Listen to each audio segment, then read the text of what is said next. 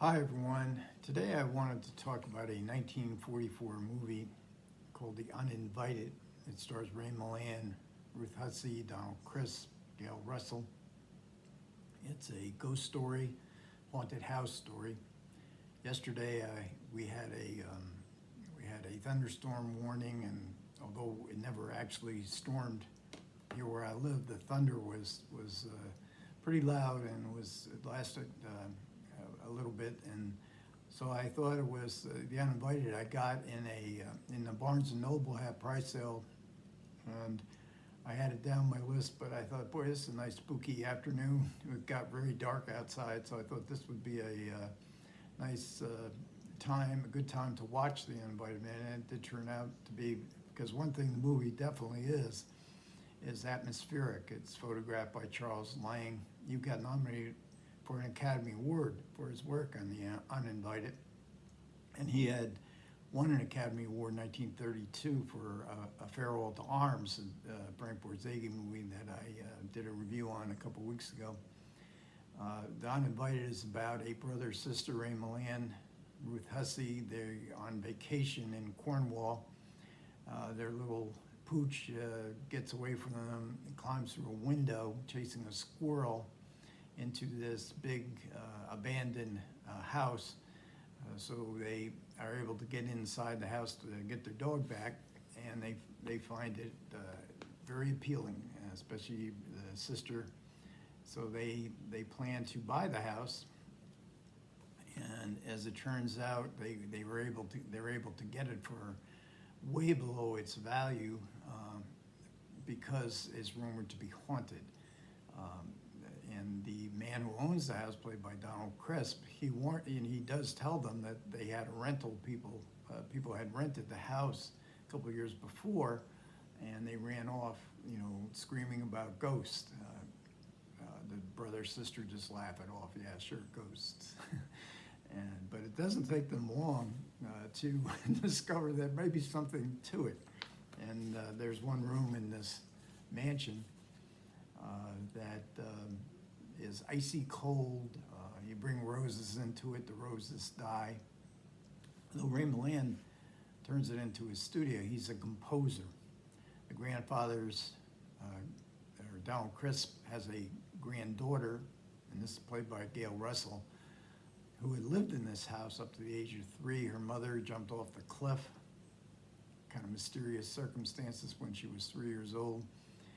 Rumor has it that the ghost is her mother, so the grandfather who lives not that far off, wants his granddaughter to stay away from the house. Of course, the romance develops despite that with Ray Milland, who invites her to the house. She is indeed in peril when she's in the house. But the movie for a ghost story, it has a rather light-hearted tone. Ray Milland's always good at this kind of performance, this kind of character. Again, the atmosphere is great. We go into the village, and these Hollywood studios were so fantastic in creating the illusion that you're actually in a fishing village in Cornwall. The way people dress, the way they talk. But there's another ghost in this movie, and it's one of the actors, and that's Gail Russell. And Gail Russell this was her first big role as the granddaughter, playing the granddaughter, and she had just been in a couple of movies, just very small roles. She was not thought to be good. She was plucked out of high school. She had no acting credentials, but she had a certain unique beauty to her. So Paramount was grooming her to become a star, but her acting talent, her nervousness, you see her holding on to books or her pocketbook tightly because her hands would shake. She would cry often after a take. She started drinking. She had never had alcohol before, but she started drinking in between sets to calm her nerves. This, of course, proved to be fatal for her because she died in 1936 from alcohol-related poisoning, but alcohol-related disease. And but what's amazing, and she was not thought to be amateurish. Donald Crisp, didn't treat her badly, but he didn't like working with non-professionals. Lewis Allen was a bit impatient with her. Ray Milland was great with her. He took her aside for rehearsals. She had these eyes, these really magnetic kind of eyes, which are photographed very well in this picture. And she had a vulnerability. There was something about her. Some actors don't necessarily have to be great emoters, but the camera picks something up with them. And in actuality, I thought she was pretty good in this movie, even from the standpoint of being an actor. I mean, she had a couple scenes, and with Ray Milland particularly, they go out on a boat. He brags about what a great sailor is. He gets seasick. She's the actual sailor that gets the boat back to shore. They have a seance where she has to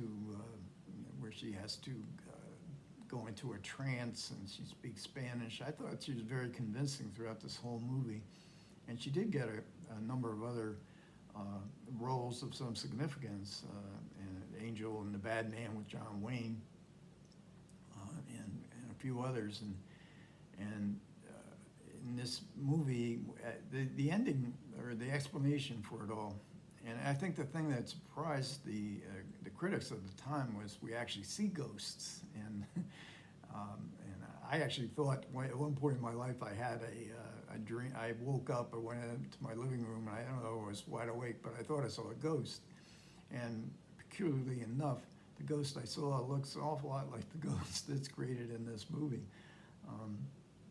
And so it's not really a scary movie, but it is creepy. It's you care about the characters and their dilemmas.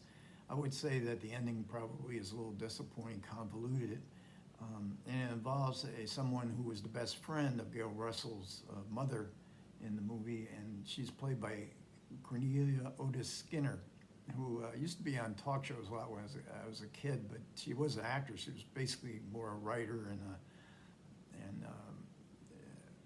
than she was an actress, but she wrote an autobiography called Our Hearts Were Young and Gay, and Gail Russell acts with Cornelia Otis Skinner in this movie, but she has one fairly significant scene with her, and then in her next movie, she plays Cornelia Otis Skinner, whose autobiography that movie was based on. So again, it's really the atmosphere of the film that really draws you in, and especially on a stormy summer afternoon. There's not much extras on the Uninvited. It's actually the normal full retail price for Criterion's is $40, although they sell them even on the on the Criterion channel collection, they sell them for $31.97, and of course you can get them, most of them, for $28. This is normal. This is the non-sale price. It's $28 on Amazon, but of course not every title. But so this was 30. It was actually 15 in the sale, and I guess it has a lower price because they didn't do much of anything as far as the extras go. They have a couple of radio adaptations that Ray Milland played in, but they have absolutely great extra on this film, and it's a visual essay by film director Michael M. Almereyda, whose most recent film I think was Tesla. And he's also a documentary. That's a feature fictional film. He's also made a lot of documentaries, and this visual essay is really like a documentary. It's very artistic. It goes deep into Ray Milland's career. He had a very interesting career later on, directing movies that he acted in very low budget kind of horror dystopian movies, and also Gail Russell. But he does this all in a way that's just very. He he does the narration. He writes he writes the documentary, and he gets really into what the significance of some of these Hollywood films can be, 80 years, 70, 80 years after they were made, and sees all these, he sees, this is a ghost story, but he kind of sees all the characters almost as ghosts that are going to be with us forever. We know about them, we have all kinds of knowledge, historical biographies of them. It's one of the best extras I've ever seen on any film, Criterion or otherwise. So, and I heard it was good, and that was one of the reasons that I picked up this. I picked up the Uninvited. I've probably seen it a dozen times throughout my life. But it's certainly, if you do buy this Criterion edition of the Uninvited, don't pass up the extra. Then we have this booklet, and this is the shoreline of Cornwall, actually. It's shot in Northern California, and that's the house, which was, I think, a painting that was put onto it. But it's very evocative. The beginning of the movie starts with a rolling sea to kind of get us in the mood for the film.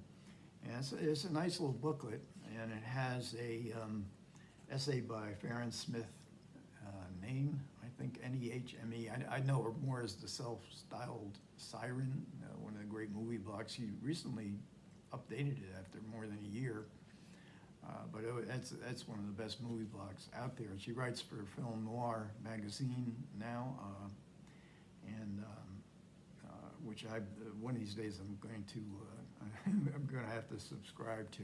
She gives a really good essay, as she always does, and you see her on a lot of Criterion. Then there's also an interview with Lewis Allen, and I haven't talked about the director. Lewis Allen was a West End and Broadway theater director, brought to Paramount. He worked with Preston Sturges, just basically learning, had a learning experience to learn how films are made. He was well liked by the studio head at the time, so this was his first film. And like I say, he's very good with the performers. Whatever frustrations he had with Gail Russell, he certainly succeeded in getting a really interesting performance out of her. And he worked with her subsequently. I believe he was the director of Our Hearts Are Young and Gay, and it's a pretty good interview. I mean, he lived to a ripe old age. He went on to become a very ubiquitous television director on things like Route 66 and all kinds of television shows. He was very, very busy man and a very good interview. So that about wrap up this first of this is the third of the Criterion movies. I've already done Bringing Up Baby, Pick Up on South Street, of the movies that I bought in the Barnes & Noble half-price Criterion sale. And this is really, I love the artwork on this. It's beautiful. There's not much to it, and this is the disc. This actually, Criterion used to always give you chapter headings. So I about wrap this one up. Thanks again, as always, for everybody who listened. I'd love to have comments. And other than that, you guys take care. Catch you next time.